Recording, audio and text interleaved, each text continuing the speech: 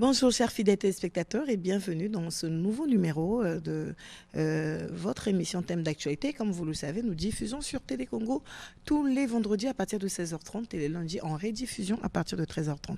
C'est un plaisir de vous revoir aujourd'hui après la Saint-Valentin, bien sûr. Alors, nous ne sommes pas seuls sur ce plateau. Pasteur Willy, bonjour.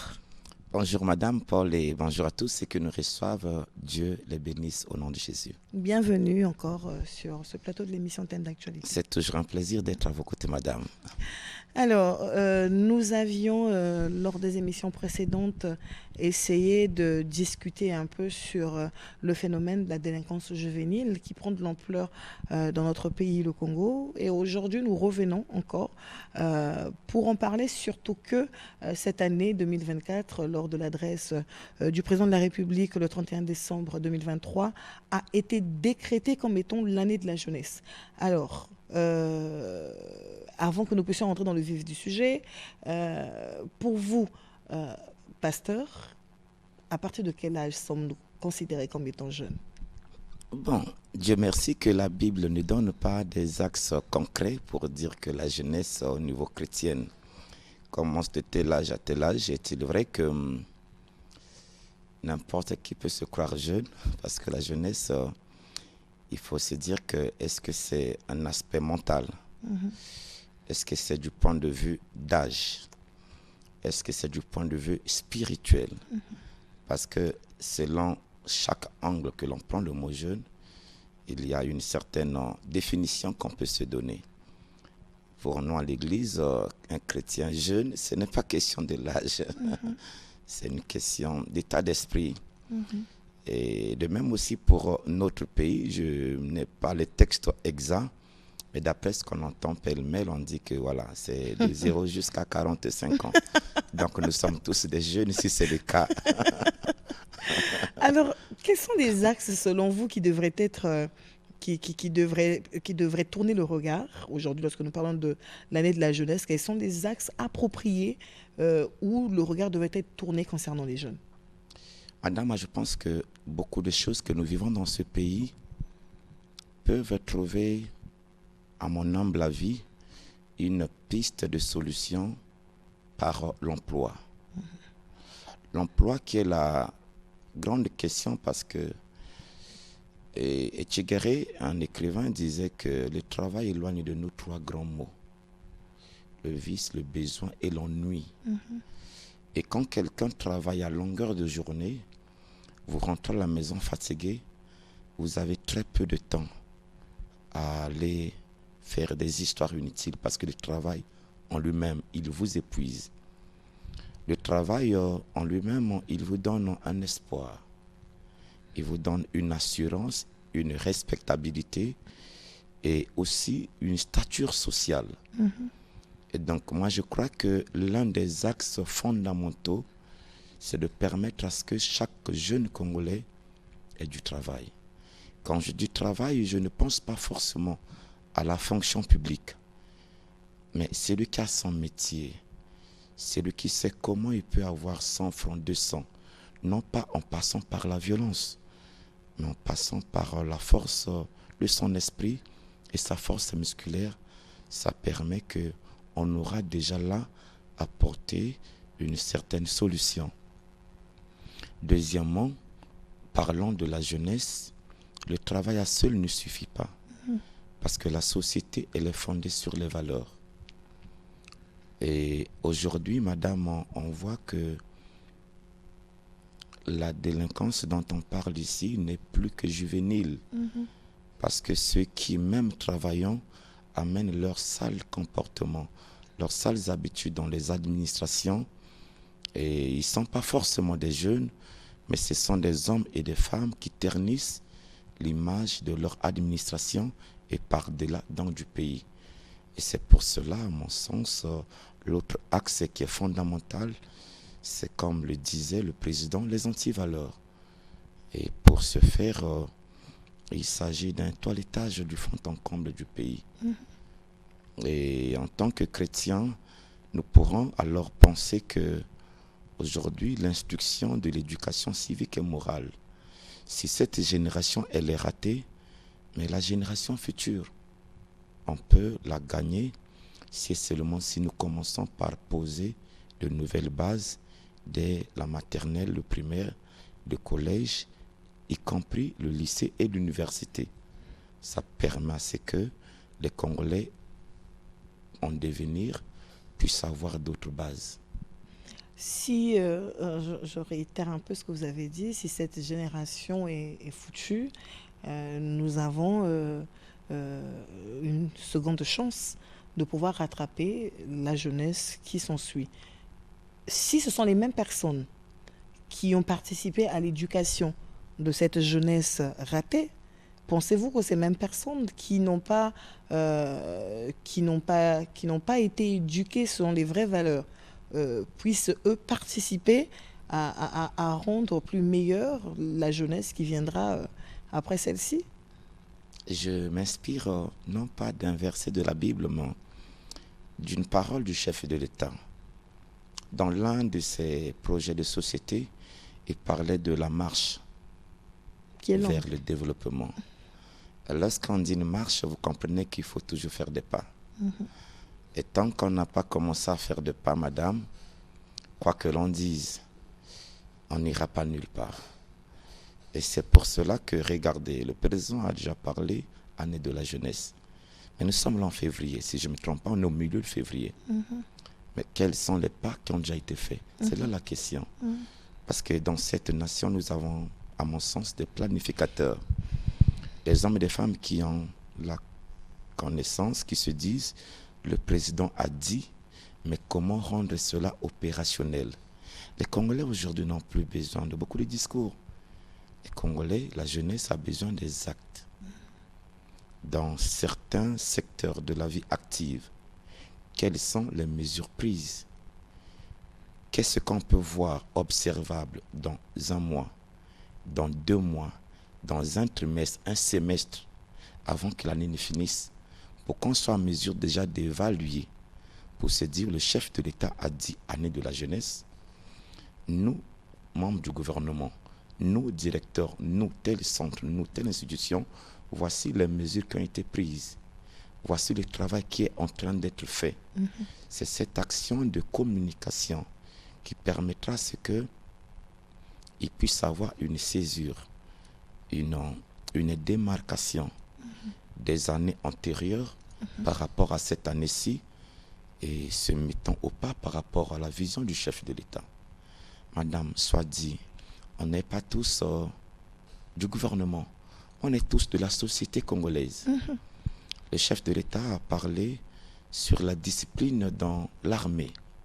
On a béni le Seigneur, c'est une pensée forte du chef de l'État. Mais cette discipline ne doit pas que s'arrêter à ce niveau. Quelles sont, au niveau de la jeunesse, les mesures qui ont été prises pour discipliner notre jeunesse? Puisque lorsqu'on parle de l'armée, je me dis bien que les cadres et les personnes âgées ne sont pas ceux qui ternissent les images, ni de l'armée ni de la police, mais ce sont certains jeunes qu'on a recrutés et qui n'ont pas encore intériorisé les valeurs, tant de l'armée, de la gendarmerie que de la police, qui peuvent ternir l'image de toute la corporation. Et donc c'est pour cela que nous pouvons plaider pour que cette marche-là, qu'il y ait des pas qui soient faits, et ces pas, évidemment, les Congolais veulent les voir. Pasteur Oweli, il y a plusieurs axes. Il n'y a pas que ces jeunes aujourd'hui qui doivent se faire former, pour plus tard avoir un travail. Mais il y a des jeunes également qui se retrouvent dans des axes différents, tels que le sport, tels que la culture, tels que l'agriculture. Plusieurs axes où l'on pouvait déjà rattraper ces jeunes-là qui font un pas mais qui n'ont aucun soutien. Alors, quelles seraient les propositions aujourd'hui si on vous demandait, vous, Pasteur Oweli, on a comme l'impression que l'année de la jeunesse, telle que décrétée, ce n'est que le ministère de la Jeunesse qui s'en saisit, ce n'est que le ministère de la Jeunesse qui doit commencer à travailler là-dessus. Est-ce que, en parlant de l'année de la jeunesse, ça ne regroupe pas toute cette jeunesse qui se retrouve sur chaque axe qui enveloppe la République du Congo et ses modules? Madame, je bénis le Seigneur de votre clairvoyance d'esprit quand vous pouvez déjà ici exprimer le fait que la jeunesse congolaise, elle est diverse et diversifiée. Elle est multisectorielle. On ne s'arrête pas que sur un aspect scolaire, on ne s'arrête pas que sur un aspect professionnel, mais il y a vraiment, vous voyez bien, la société tout entière, elle requiert beaucoup d'autres aspects. Nous estimons humblement que ce n'est pas qu'une question d'un seul ministère.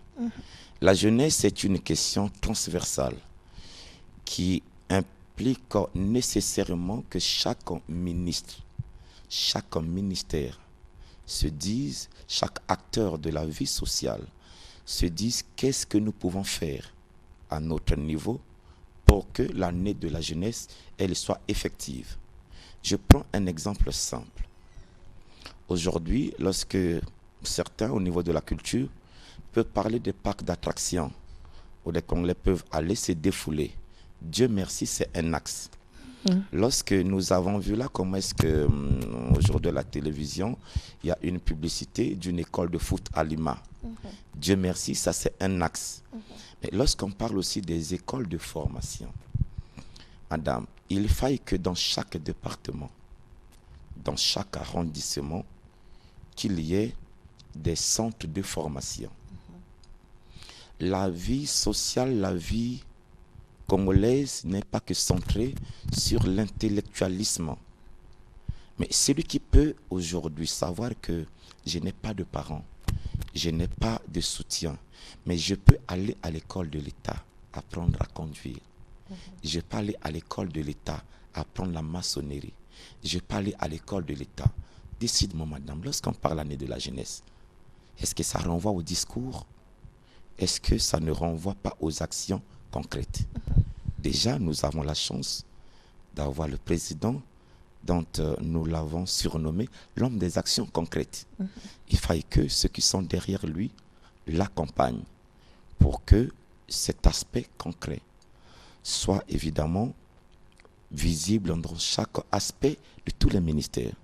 Au niveau de l'enseignement, on se dit, d'accord, année de la jeunesse, combien de postes de jeunes nous réservons pour le recrutement? Au niveau de la santé, au niveau de la justice, au niveau des douanes, des impôts. Madame, si chaque ministère se donne la peine de pouvoir accompagner la pensée du chef de l'État, réellement à la fin de l'année, on peut faire une évaluation. Même pas en fin d'année, c'est trop. En fin de trimestre, en fin de semestre, les Congolais peuvent se dire, en suivant les images de la télévision nationale, chaque ministre vient faire le point de son apport dans la pensée et la vision du chef de l'État. Et je prends un autre exemple pêle-mêle. On voit ici certaines associations faire des salons de coiffure, faire des salons de formations en hôtellerie. Mais ça devrait être l'affaire de l'État. C'est qu'il devrait y avoir des écoles de l'État, là où on forme les Congolais en hôtellerie. Regardez, chacun de nous, il a une télévision à la maison, a un téléphone. Mais les Congolais qui veulent apprendre à réparer les téléphones, à réparer les télévisions, à réparer, madame, ils devraient apprendre ça où?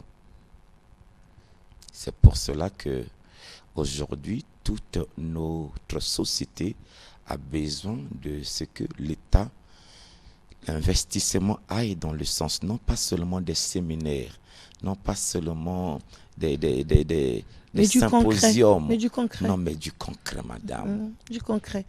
Nous allons suivre une image tout à l'heure de l'autre côté de la réalisation. Si Impiri peut déjà nous la préparer, il s'agit, il y a peu, le 5 février, je pense, si je ne me trompe pas, au niveau du lycée 5 février, il s'est passé, je ne sais pas s'il faut appeler ça outrage, du drapeau tricolore de la République qui a été désacralisé par des élèves qui ont descendu le drapeau tricolore du Congo qui représente toute une république et ont mis le leur un drapeau noir qui symbolise la délinquance, qui symbolise le crime, qui symbolise tout ce qui est néfaste.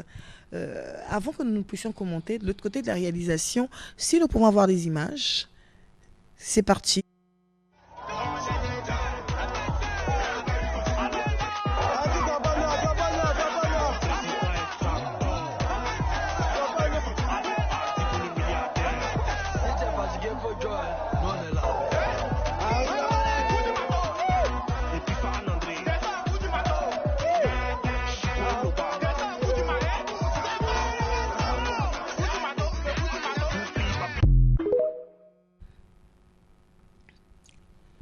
Vos impressions, pasteur? Mon cœur est blessé, madame. J'appelle ça l'innommable. Il n'y a pas un mot pour nommer cela. C'est pire qu'un crime. Que des Congolais nés au Congo, dans une école congolaise, avec l'argent du contribuable congolais, le drapeau national qui est le symbole de toute la République, l'ensemble de toutes les institutions. Vous savez, laissez-moi faire une virgule, madame. Dans chaque pays, on n'est pas forcément tous pour le pouvoir. Les pouvoirs changent et passent.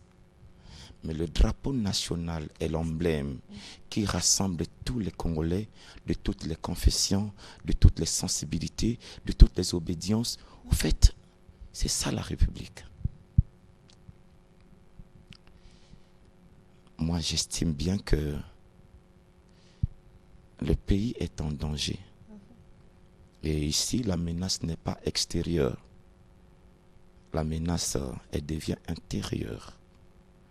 Et si nous pouvons extrapoler, vous imaginez que ça se passe à 2 pas de la résidence du chef de l'État. Il n'y a que des enfants drogués qui peuvent se comporter ainsi. Parce que l'école, c'est un milieu aussi sacré. Mais quand on n'apprend plus à respecter ni l'école, ni la République, ni même le fait que vous êtes à côté du chef de l'État, madame, moi je crains beaucoup que cette nation perde les repères. Parce que les générations futures, qu'est-ce que nous leur léguerons comme héritage? Lorsque ceux qui aujourd'hui ont fait ce crime, est-ce qu'ils comprennent bien l'outrage, l'opprobre qu'ils ont jeté sur tous les Congolais? Et c'est pour cette raison que il faille que nous, en tant que Congolais, le disions haut et fort que c'est un acte, et si c'est le premier, qu'on fasse comme le monument qui est en Pila, plus jamais ça. Est-ce que vous savez que si c'était fait dans un autre pays, le Congo aurait pu cesser les relations diplomatiques avec ce pays? Parce que c'est presque une déclaration de guerre. Et ça veut dire que ces enfants ont déclaré la guerre à la République. Non, madame, je suis touché. Vous êtes dépassé, nous sommes tous dépassés. Nous allons suivre la réaction du ministre. Suivons, et puis nous reviendrons tout à l'heure.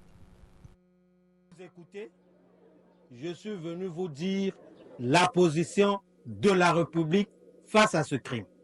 1. Tous les responsables, ça veut dire les 2 proviseurs, les directeurs des études, les surveillants généraux, plus les représentants des élèves, doivent nous identifier au plus tard samedi tout ce qui était autour de cet acte. 2. Toutes les inscriptions aux examens d'État des élèves des lycées techniques et commerciaux du 5 février sont suspendues. Les élèves de ce lycée ne pourront être inscrits qu'une fois que j'aurai reçu les parents des élèves en classe de terminale. chaque élève à cette occasion devra se faire accompagner par son parent. Celui qui ne viendra pas avec son parent ne participera pas aux examens d'État. 3. À compter de la semaine prochaine, les cours seront suspendus dans ce lycée jusqu'à la fin de mes échanges avec les parents d'élèves. Voilà, c'était là le ministre Manguessa, Thierry Manguessa Ebomé, ministre de l'enseignement technique et professionnel, qui a donné des sanctions dont certains trouvent trop rigides. Pour certains, ils applaudissent et demandent même que s'en suive la sanction du lycée Thomas Sankara. Et d'autres pensent qu'il y a des innocents également qui paieront ou qui écoperont de cette sanction. Pensez-vous que cette sanction trouvera une réponse favorable à la solution que nous cherchons depuis longtemps contre cet incivisme? Première question. Et deuxièmement, est-ce que faire venir les parents est la solution adéquate pour faire reprendre conscience à ces enfants, à ces élèves? Bon, je pense que c'est sous le coup de l'émotion face à l'acte posé que monsieur le ministre a été amené à pouvoir réagir de la sorte. Qui serait resté insensible devant un tel acte aussi odieux? Maintenant, lorsque il faille voir le fond de la chose, et je n'ai pas encore lu le règlement intérieur de ce lycée, je ne connais pas les textes réglementaires qui régissent l'enseignement technique et professionnel. C'est que l'avis que je donne n'est pas un avis technique. Bien sûr. Mais c'est l'avis du Congolais lambda. Nous, en tant qu'hommes de Dieu, la Bible dit que l'âme qui pêche est celle qui mourra. La plupart du temps, Dieu ne procède pas par des sanctions collectives. Quand vous lisez la Bible, chacun répondra devant Dieu de ses actes à lui. S'il n'y avait pas de vidéos et des images, ce serait pas facile de savoir les auteurs. Mais à partir du moment où les auteurs sont connus, ils peuvent être identifiés. Je pense qu'il est normal que les auteurs de la forfaiture subissent la rigueur de la loi. Pasteur, je vais rebondir sur ce que vous avez dit. Nous avons suivi la vidéo. Nous avons vu des personnes de dos. Hein. Nous n'avons pas pu voir tous les visages. Et lorsque nous voyons 16 arrestations, avec la vidéo que nous avons suivie tout à l'heure, ça ne nous fait pas 16 personnes, c'est plus de 16 personnes. Ce qui veut dire que selon moi, je pense que c'est assez difficile de pouvoir mettre les noms sur les visages. De l'autre côté, Impéry, rapidement, est-ce qu'on peut revoir la vidéo de ce qui s'est passé au lycée 5 février?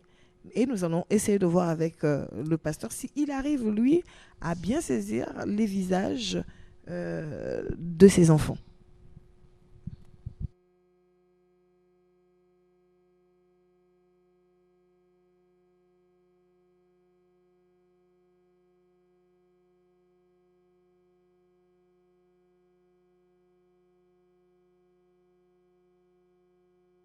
Dans cette nation, il y a les services de police, des gendarmeries, des renseignements, tous les services sont en place. Si on arrivait seulement à identifier un seul, de 1 on passe à 2, de 2 on passe à 3, je suis très mal placé pour dire aux services de sécurité comment ils fonctionnent. Mais le deuxième aspect de la question, est-ce que c'est la solution au problème? Dire non, ce serait, à mon sens, c'est trop rigide. Mais on a parlé là des pas. Peut-être que c'est un pas, mais c'est un pas, à mon sens, qui n'est pas suffisant. Et pourquoi et comment? Le mal, il faut le dire, à mon sens, il est très profond. Si l'enfant arrive à se comporter ainsi, dans un milieu public comme l'école, c'est que depuis la maison, les bases n'ont pas été posées. Bien sûr. Si quelqu'un arrive à se comporter ainsi, jusqu'à ne pas respecter les symboles de la République, ça veut dire qu'il y a beaucoup de vide dans son processus d'éducation. Avez-vous une idée, pasteur, si ces cours se donnent quand même dans les programmes scolaires tels que les symboles de la République, quelle est l'importance de ces symboles, qu'est-ce que ça représente? Parce que je pense qu'il y a aussi un problème de ce côté, si il n'y a pas une connaissance accentuée sur le respect de ces symboles-là dans nos programmes scolaires, c'est assez difficile que les enfants se rendent compte de l'importance même de l'acte posé. Madame, vous dites là un problème aussi profond que le premier. Quand nous sommes passés par l'UNAM, je le répète, notre thème de mémoire a été sur l'enseignement de l'éducation civique en République du Congo. On a pu avoir le temps d'étudier la question. Et au nombre de propositions que nous avions émises dans ce mémoire du cycle 3 de l'ENAM, c'était qu'on puisse arriver à une systématisation de cet enseignement, de la maternelle à l'université. Parce que, comme vous le dites, le symbole de la République devrait être intériorisé dès le bas âge, mais grandir avec. Et en plus, madame, je vais peut-être jeter un pavé dans la mare. Vous savez que dans notre système éducatif, hérité de la période coloniale, on apprend plus des choses de l'étranger parfois que la réalité congolaise elle-même. On apprend parfois plus les auteurs étrangers que les auteurs congolais. On apprend plus les civilisations françaises, le Moyen-Âge, patati patatra, qu'on apprenne la réalité congolaise. Et c'est pourquoi vous allez voir des Congolais. Ils peuvent te parler de Rimbaud, ils peuvent te parler de Ronsard, ils te parlent de Verlaine, ils te parlent de tous les étudiants, de tous les écrivains français. Mais demandez-lui Chikaya Otamsi, demandez-lui Jean Malonga, demandez-lui tout ce que nous avons qui sont des perles. On ne leur a pas enseigné cela. Et pourquoi? Parce que je trouve bien que il faut que nous puissions dépasser comme l'Afrique de l'Est la mentalité coloniale. Il faut que le Congolais apprenne à respecter le drapeau tricolore. Il faut que le Congolais apprenne quelles sont les institutions de la République et quels sont leurs rôles. Madame, laissez-moi vous le dire.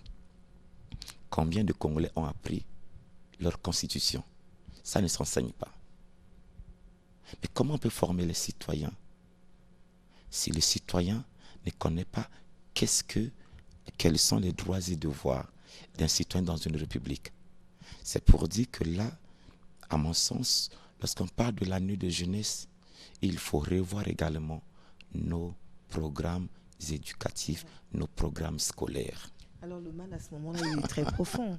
Si au niveau de l'éducation de base, qui est la famille, elle est ratée parce que les parents eux-mêmes n'arrivent pas à inculquer certaines valeurs, et si au niveau de l'école, l'éducation qui est censée faire d'un Congolais un citoyen modèle, au respect même des armoiries, de tout ce qui symbolise même le drapeau congolais n'est pas donné. Et en sus, si l'État ne frappe pas comme il se doit, à ce moment-là, c'est qu'il y a un véritable problème, comme vous l'avez dit, le mal, il est très profond. Je pense que dire que le mal est très profond, s'il y avait d'autres mots, on les aurait peut-être utilisés. Parce que là, c'est différents aspects de notre société qui sont touchés par la gangrène. Vous imaginez dans une ville de Brazzaville, avec tout ce que Dieu permet que nous ayons comme les autorités et les différents services, que quelqu'un en pleine journée rassemble les autres, prenne des machettes, descende dans la rue. Madame, s'il y a un mot plus mieux que profond. Alors il faut que nous le sachions aujourd'hui. Nous allons revoir rapidement cette vidéo. Et cette vidéo va nous démontrer qu'effectivement, selon moi, les innocents, il y aura des innocents qui risqueront d'être contraints à vivre cette décision. Et il y a un véritable travail à faire pour pouvoir réellement... Parce que ces mêmes élèves que nous retrouvons en tenue dans les salles de classe, c'est les mêmes qui sévissent à la cité une fois arrivés à la maison, qui enlèvent la tenue Mais parfois scolaire. pas à la maison. Ils portent l'habit en bas et puis la tenue en haut. Et à côté, il a la machette. Et à côté... Suivons ces images.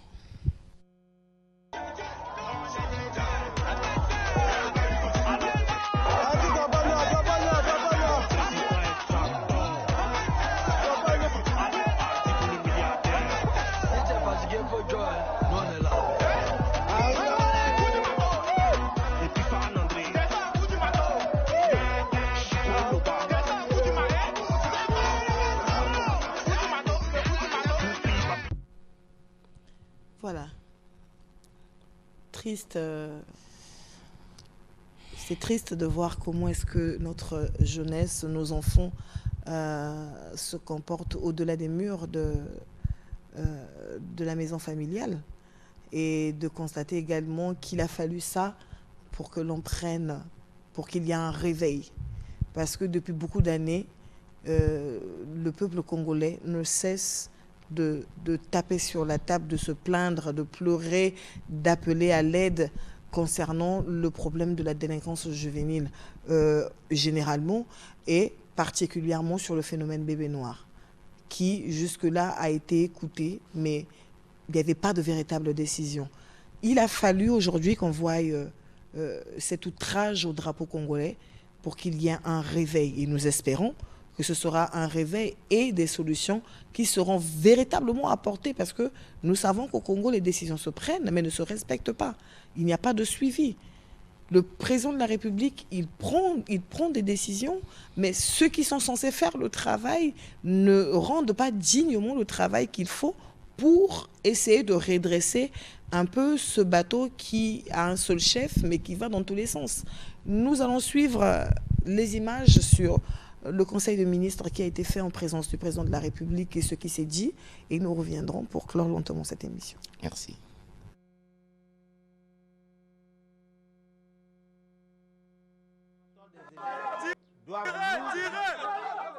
Deux bandes rivales qui s'affrontent en milieu scolaire, des élèves qui désacralisent l'emblème national, l'augmentation de la délinquance juvénile inquiète et perturbe le climat social.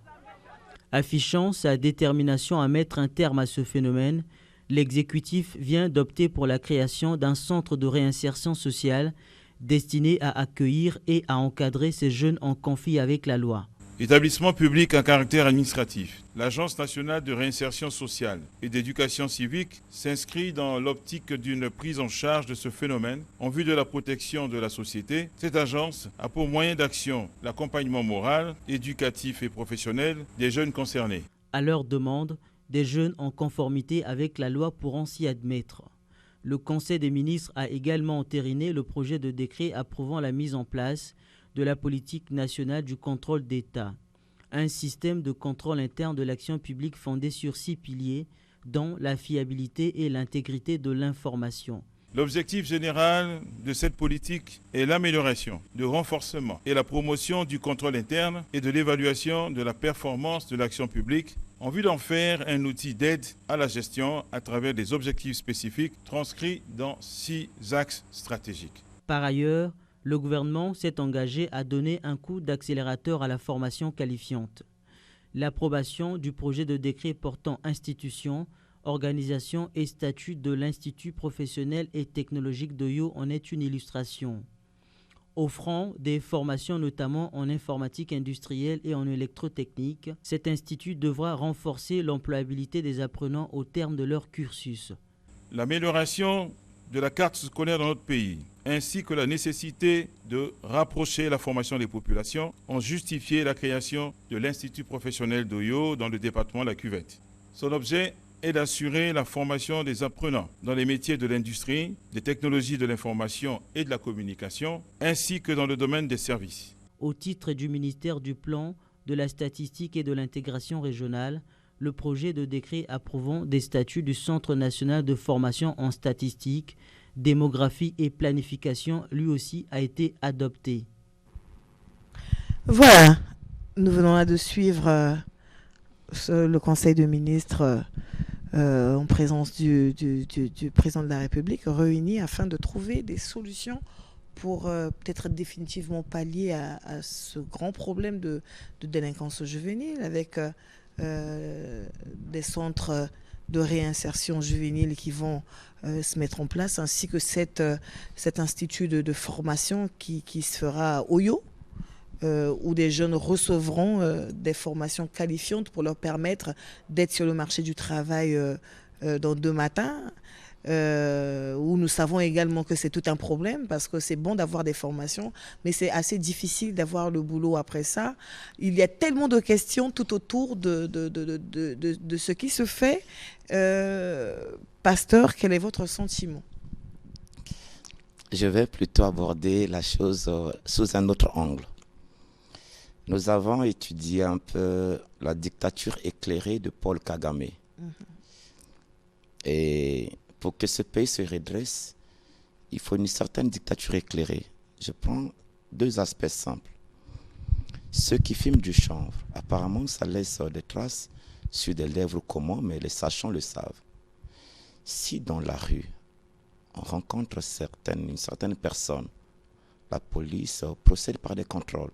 Celui-ci fume du chanvre, on le prend, on l'amène en prison.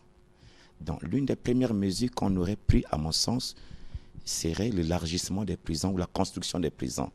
Mais ça serait des prisons, on va dire, des prisons rééducatives, oui, correctionnelles. Là où quelqu'un est en prison, si par exemple à Wisso, à Beto, à Zanaga, ainsi de suite, on t'arrête, on s'aperçoit que oui, tu fais partie du problème, on t'amène en prison. 2 ans, 3 ans, tu es rééduqué. En même temps, tu apprends aussi le métier. Lorsque l'État aura fini avec toi, tu reviens, tu deviens corrigé. Deuxième chose, l'État a parlé de l'armée, du recrutement des jeunes. C'est bien vrai. Mais madame, imaginez que tous ceux qui sont là pilule dans les prisons, l'armée c'est une grande école de rééducation. Si tous ces jeunes ont dit, vous voulez de l'armée, ok, on les prend. Ceux qui fument du chanvre, qui sont là. L'armée les recadre, les rééduque. Ils seront demain après-demain des réservistes. Et c'est pour cette raison que, à mon sens, un institut n'est pas assez suffisant pour redonner de la sécurité aux citoyens du Congo. Parce que même lorsque nous sommes là, on regarde l'heure. On s'est dit qu'à une certaine heure, tu as peur de sortir de ta maison. Mais celui qui a été à l'institut le matin, le soir revient, prend la machette. Mais si ce danger-là, il est incarcéré quelque part pour sa rééducation, ça fait que pendant 3 ans, vous avez la quiétude. Pasteur Willy, nous allons lentement vers la fin de cette émission. J'aimerais rebondir sur ce que vous avez dit tout à l'heure. Les prisons, la ténacité dans les décisions, un peu à la dure, ce qui est bien, mais c'est que nous avons toujours des aspects qui viennent un peu contraindre l'État à arrêter un peu son élan dans la correction. Non, madame, excuse-moi. Nous avons vu ici dans ce pays Mbata Bakolo. Dans ce pays, madame, ça n'a pas fait des années. On a senti une tranquillité dans ce pays. Qui est redevenu après, après. Parce qu'on n'a pas mis l'action dans la pérennité. Donc si l'État veut, madame, l'État c'est un monstre. Si l'État veut, qu'est-ce qui peut arrêter l'État? Nous avons des parents qui forment des syndicats, conscients du comportement de leurs enfants, qu'ils vont se plaindre, qui font des tapages, qui vont jusqu'à se plaindre au droit de l'homme. Nous avons le droit de l'homme qui n'intervient que lorsqu'il y a des sanctions, mais qui ne disent rien du tout lorsqu'il y a des crimes commis, mais qui attendent les sanctions pour brandir la carte des droits de l'homme. Ah, ça c'est un aspect très important. Si vous voulez conduire notre pays selon ce que les autres disent de nous, mais c'est nous qui subissons. Madame, ceux qui meurent là, ce sont des Congolais. Et ceux qui les tuent, ce sont des Congolais. Est-ce qu'on va laisser l'anarchie s'instaurer dans le pays par la simple raison que, non, lorsqu'on a parlé du Rwanda, on peut aussi parler du Congo. Nous sortons de 97 dans ce pays. C'était presque l'anarchie. Mais comment ce n'est pas été remis en ordre? C'est par un redressement et une volonté ferme. Et moi, je pense bien, madame, que lorsque les Congolais sont dépecés en plein jour, les droits de l'homme voient et ne disent rien. Lorsque les mamans sont violentées, même devant leur parcelle, on n'entend rien des droits de l'homme. Maintenant, lesquels souffrent? Est-ce que c'est les droits de l'homme ou c'est le Congolais qui souffre? Il y a, comme on l'a dit tout à l'heure, que le mal il est profond et qu'il y a beaucoup de mesures à prendre tout autour. Voir les parents ne suffit pas, mais il faut que les parents également acceptent et comprennent qu'il faut un redressement au niveau ou au sein même de là où se situe le problème. Donc nous parlons là des enfants. Il y a beaucoup à faire. Nous sommes arrivés à la fin de cette émission, malheureusement. Nous avons beaucoup à dire sur le sujet. Tant que nous n'avons pas des résultats face aux décisions prises, nous continuerons à en parler parce que nous devons sensibiliser non seulement ces élèves, mais également les parents et l'État à prendre ses responsabilités pour que nous puissions avoir une véritable année de jeunesse et une véritable jeunesse responsable. Pasteur Owili, un dernier mot rapidement. C'est bénir Dieu pour votre courage à parler d'une telle thématique, parce qu'elle fait partie de la réalité profonde du Congolais. Et deuxièmement, c'est que les gens accompagnent le chef de l'État dans la vision du concret. Madame, nous Congolais, on souffre. J'ai dit. Merci beaucoup d'être venu. Merci d'avoir répondu présent à cette invitation. C'était un plaisir. C'est un plaisir partagé, madame. Merci à toute l'équipe, Tondi Mongani, Mpiri, Chabert et tous ceux qui sont de l'autre côté de la réalisation. C'était un plaisir. On se retrouve très prochainement pour un autre numéro. À très bientôt.